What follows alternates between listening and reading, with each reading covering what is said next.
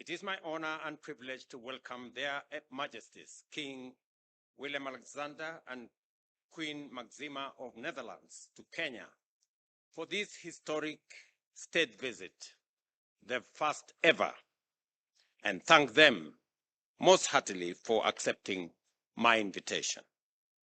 Kenya deeply values its strong and enduring partnership with the Netherlands, one of our most significant trading partners in Europe, a steadfast development ally, and a key collaborator in our economic transformation.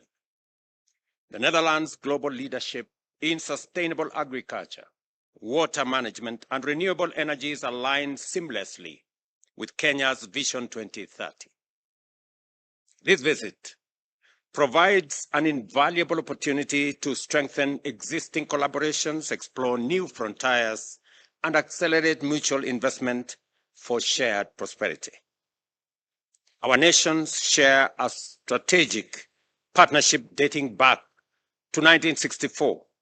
Over the decades, this relationship has evolved, driven by mutual respect, common aspirations, and a shared vision for a greener, more sustainable, and prosperous future.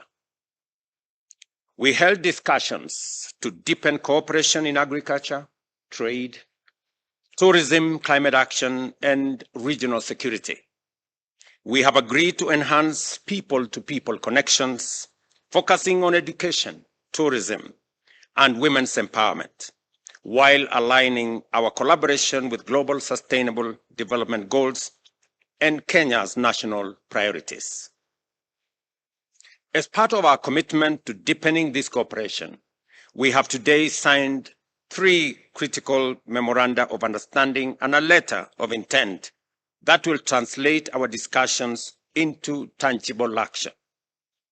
We have signed an MOU that establishes a framework for dialogue on trade and investment between Kenya and the Netherlands, creating a joint trade committee to facilitate and foster bilateral trade and investment.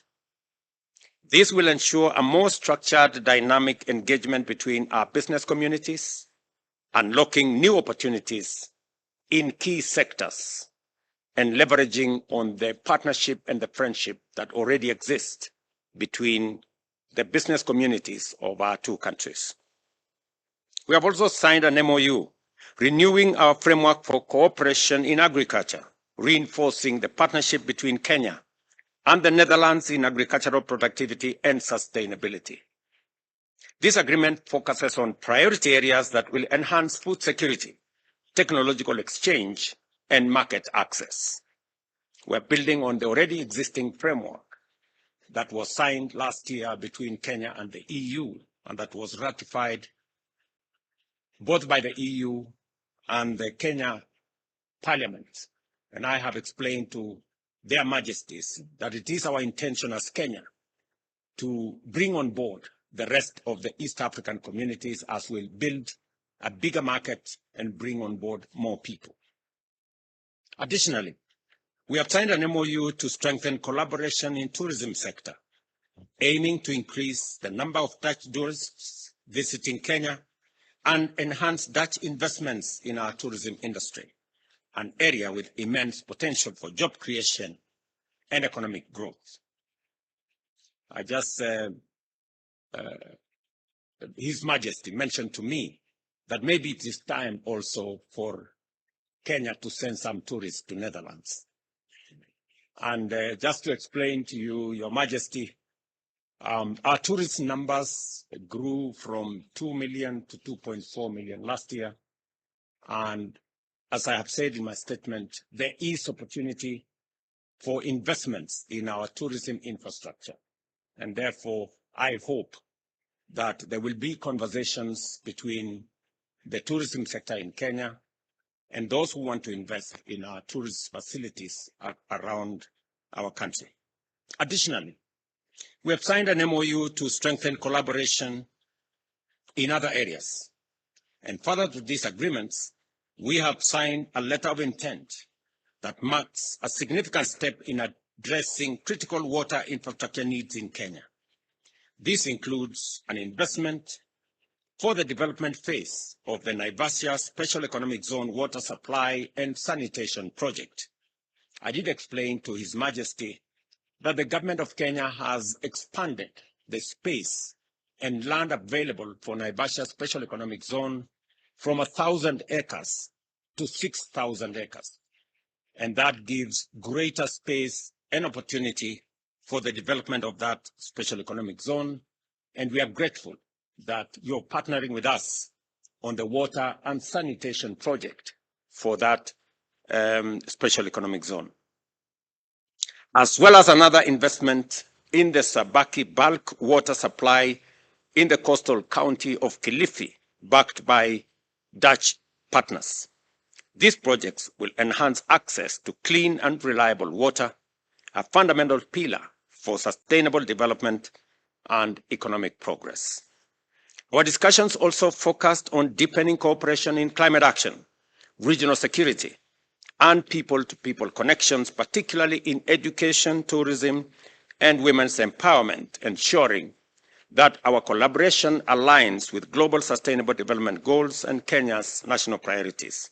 Their Majesties and I also debriefed on the peace and security challenges around the world and urged for strengthening of collective action and pacific settlement of disputes based on respect of the UN Charter. At the time of fraying partnerships, I urge their Majesties to maintain Netherlands' commitment to the principles of global solidarity and subsidiarity. In particular, I implore their Majesties to extend support to the 8th replenishment of the UN Global Fund as it seeks to mobilize resources to battle difficult global health challenges. To further consolidate our partnership, we have directed our ministers of foreign affairs to convene bilateral political consultations tomorrow to define their clear pathways for cooperation in regional peace and security, climate change, multilateral engagement, and strategic development partnerships. These discussions will provide a structured framework for tackling global challenges together and strengthening our diplomatic ties. Beyond policy discussions, I am pleased that Your Majesties will have the opportunity to witness Kenya's socio-economic progress and cultural diversity. A key highlight will be the visit to the Naivasha Inland Container Depot, where we will launch a direct cold chain corridor from Kenya to Rotterdam, a transformative initiative that will revolutionize the transport of perishable goods, reduce transit time, preserve product quality, and create jobs. I also appreciate Your Majesty's participation in a tree planting event that will take place at the Godo Forest, a powerful symbol of our shared commitment to environmental sustainability and Kenya's ambitious goal of planting and growing 15 billion trees by 2032. Additionally, your engagements with the youth and the Supreme Court and the business community will further solidify our mutual understanding and cooperation.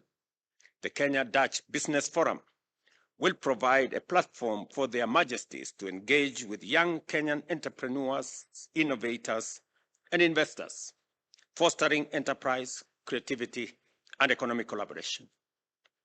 A particularly significant development is the entry of Invest Africa, a Dutch financial investment entity, into the Kenyan market, which will provide much-needed capital to Kenya's private sector and expand financial access for businesses looking to scale in the East African market.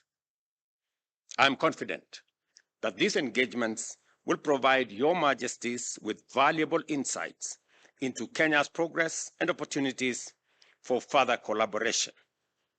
As we embark on the next phase of Kenya-Netherlands relations, we reaffirm our commitment to strengthening our bilateral ties. This engagement will deepen diplomatic relations, expand economic opportunities, and foster sustainable partnerships. Once again, I extend my very warm welcome to their majesties and wish them a fruitful, insightful, and memorable stay in Kenya. Now it is my honor to invite His Majesty King William Alexander to deliver his remarks. Your Majesty.